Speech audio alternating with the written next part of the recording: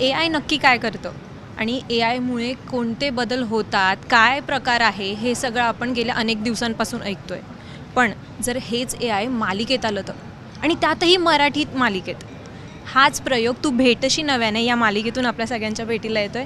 या मालिकेतील कलाकार सुबोध भावे आणि शिवानी सोनार यांच्याशी आपण गप्पा मारणार आहोत आणि नक्की या मालिकेत काय पाहायला मिळेल ते बघणार आहोत. सगळ्यात आधी सुबोध, आता तुला प्रश्न आहे की प्रोमोमध्ये आम्ही पाहिलं की तुझा डबल रोल आहे, त्याबद्दल सांगशील? डबल रोल नाही म्हणजे डबल रोल म्हणजे AI व्हर्जन एक आहे आणि तू दोन असे दिसतोय, तर त्याबद्दल सांगशील? त्याचं लहानपण दाखवायचं होतं. जसं भालवणकर सरांनी सांगितलं की लहानपण दाखवायचं असेल तर आपण दुसऱ्या कोणाला तरी कास्ट करतो किंवा एखादी वेगळा ॲक्टर घेतो त्याचं लहानपण दाखवायला.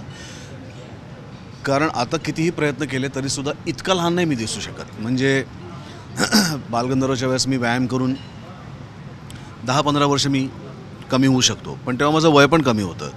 मी तेव्हा 35शीत होतो, त्यामुळे मी 22-23पर्यंत मी दिसू शकत होतो. आता मी 22-23चा नाही दिसू शकत काही झालं तरी. त्यामुळे एकतर नवीन कोणाला तरी घ्यायला लागेल किंवा मग हा 22-23चा आहेच आहे असं ॲझ्युम करून तरी करायला लागेल, जे आता मला नाही पटत. म्हणजे आपण इतकं लोकांना मूर्ख समजू नये.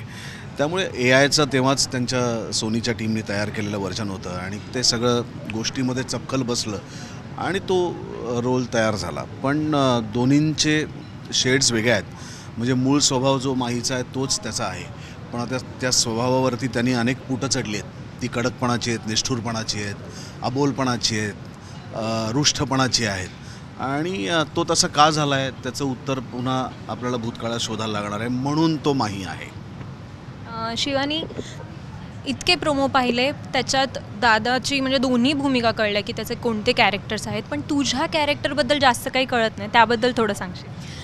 माझं कॅरेक्टरबद्दल का, ती बेसिकली त्या मुलीला, ती आत्ताची मुलगी आहे, तिला शिकण्याची खूप आवड आहे, तिला शिकायची खूप इच्छा आहे, पण घरची परिस्थिती नसल्यामुळे ती शिकू शकली नाही आणि त्याच्यामुळे ती काहीतरी काम शोधते आहे. तिच्या हाताला खूप चव आहे म्हणून ती ह्या विद्यावंत कॉलेजच्या, म्हणजे ॲक्च्युली ज्या कॉलेजमध्ये तिला शिकायची इच्छा आहे त्या कॉलेजमधल्या कॅन्टीनमध्ये ती जॉब करायला सुरुवात करते, जिथे ती पहिल्यांदा अभिमन्यू सरांना भेटते. असं सगळं आहे. आणि मग असं काय घडतंय की अभिमन्यू सरांना ती नकोशी वाटते की तिला बघावंसंच नाही वाटते, असं का घडतंय, ह्या सगळ्यावर ती गोष्ट आहे. आणि ती गोष्ट गौरी पण शोधून काढायचा कुठेतरी प्रयत्न करते की काय नक्की प्रॉब्लेम आहे यार या माणसाला वगैरे असं. सो हेच ते कॅरेक्टर आहे. आणि आणखीन खूप मजा आहे. म्हणजे पास्टमध्ये पण गोष्ट घडते आणि आत्ताच्या काळातही घडते आहे. तर पास्टमध्ये नक्की काय घडलं होतं हे जसं बघण्याची तुम्हाला उत्सुकता आहे तशीच आम्हालाही आहे, कारण आम्हीसुद्धा हळूहळू आता ते शूट करतो आहे, त्याच्यामुळे आमचीही उत्सुकता तेवढीच वाढत चालली आहे. सुबोध दादा, तू काम करतोयस, AI व्हर्जन काम करतोय, त्याच्यात तुझे काही एक्सप्रेशन्स आहेत का, किंवा तुझे एक्सप्रेशन्स आहेत का, तू त्यासाठी काही काम केलं आहे का? माझेच एक्सप्रेशन आहेत तसं नाही, म्हणजे तू बिहाइंड द सीन आपण असतो ना एखाद्या गोष्टीसाठी, म्हणजे तू त्याच्यासाठी इनपुट्स देत असतोस, मग ते काही असं होतं का? माझं ते सगळं वेगळं शूट माझं चालू असतं.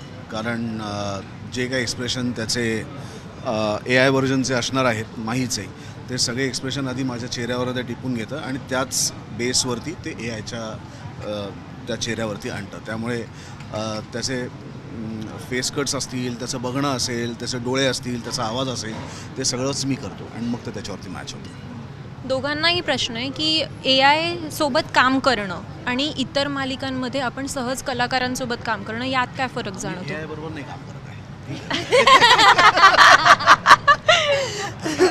नाही, मला खूप डीप टेक्निकल नाही सांगता येणार गोष्टी, पण फार काही वेगळं नसतं. जे घडतंय ते छान चाललंय. मलाही सुरुवातीला असं वाटलं होतं की हे कसं वर्क होणार आहे, पण आता हळूहळू मला ही गोष्ट कळते की हां यार, आपण शूट करताना असं करतो पण दिसायला असं दिसतं यार, आणि दिसायला खरंच ते खूप वेगळं आहे आणि छान आहे. म्हणजे खरं सांगू का, प्रोमो जेव्हा आला त्यावेळेस बाकी सगळ्यांची जी काही रिॲक्शन होती तीच रिॲक्शन माझीही होती, सेम. म्हणजे मला झालं हां वाव, हे खूप परफेक्ट दिसतंय, हे असंच दिसतंय. कारण त्याच्या आधी मीही फक्त ऐकलं होतं की अच्छा हे असं घडणार आहे, असे सुबोध सर दिसणार आहेत, मग ते यंग व्हर्जन असं असणार आहे, हे मी फक्त ऐकलं होतं. पण जेव्हा मी प्रोमो बघितला तेव्हासुद्धा मलाही सेम झालं होतं की वाव, हे खूप मस्त आहे, हे खूप परफेक्ट दिसतंय. दादा, प्रोमो पाहिल्यावर कोणी तुला असं फोन करून म्हटलं का की तुझा मोठा मुलगा आहे तो थोडा तुझ्यासारखा दिसतोय आणि मग अनेकांनी काही वेगळं खूप लोकांनी अनेकांना असं वाटलं की कान्हा काम करतोय मलाही फोन करून विचारलं होतं की त्यांचा मुलगा काम करतोय का म्हणलं. आणि परस्पर असं ते ठरवून मोकळे की अरे वा आता सुबोधभाईचा मुलगा देखील काम करायला लागला वगैरे असं त्यांनी एक म्हणजे कान्हाचं करिअर त्यांनी घडवून टाकलं होतं ॲक्च्युली. आणि दादा 90चा जो काळ होता त्याच्या प्रेमाची जी गोष्ट होती ना, म्हणजे त्याच्यात जो इसेन्स होता आणि आत्ताचा प्रेमाचा जो इसेन्स आहे त्याच्यात तुला काय फरक जाणवतो? पेशन्स आणि तेव्हाचे प्रॉडक्ट्स पण लॉंग लास्टिंग होते ना. आता ते आता use and throw Chinese products. 25 वर्ष किंवा 25 वर्षाचा जर सुबोध आला समोर तर तू त्याला काय सल्ला देशील? काय सांगेन सल्ला देशील? त्याला जे केलं ते बरोबर केलं. त्या तो सल्ला देण्याच्या लेवलचा पण नव्हता तेव्हा. म्हणजे असा जर तो लोकांचा सल्ला ऐकून स्वतःचं काम करत असता तर तो सुबोध आज वेगळ्या ठिकाणी असता. त्याला जे वाटलं तेच त्यांनी केलं आणि त्यांनी केलं म्हणून मी आज इथे आहे. AIचा आता सगळीकडेच वापर होतोय, मग कुठेतरी आणि आता मालिकांमध्येही आलाय, तर असं वाटतं का की कलाकारांच्याही म्हणजे भूमिकांवर पुढे जाऊन कामासाठी होऊ शकतं की आता तू मगाशी म्हणालासच की AI कोणाचंही दुकान बंद करू शकतं असं काही नाही की कलाकारांचं करू शकतं. त्या सगळ्याच व्यवसायांवरती सगळ्याच काम करणाऱ्या लोकांना याची भीती असणार आणि ती असणं अपेक्षितच आहे. पण मला असं वाटतं माझा माणसाच्या बुद्धीवरती विश्वास आहे. AI ही गोष्ट माणसानेच त्याची निर्मिती केलेली आहे. त्यामुळे जर असं AIचं प्रमाण खूप वाढलं आणि त्याच्यामुळे माणसांचं जगणं धोक्यात येऊ लागलं तर पुन्हा एकदा माणसंच त्याच्यातनं नवीन काहीतरी शोधून काढतील. नक्कीच. जाता जाता प्रेक्षकांना काय सांगाल? मला असं वाटतं की आता प्रोमोमधनं आम्ही खूप काही सांगितलं आहे. आता सांगण्याची वेळ तुमची आहे की 8 जुलैपासून मालिका सुरू होणार आहे. आवर्जून बघा आणि तुमचं म्हणणं काय ते आमच्यापर्यंत पोचवा. नक्कीच. कॅमेरामॅन ओम प्रकाशसह दीक्षा पाटील, झी 24 तास.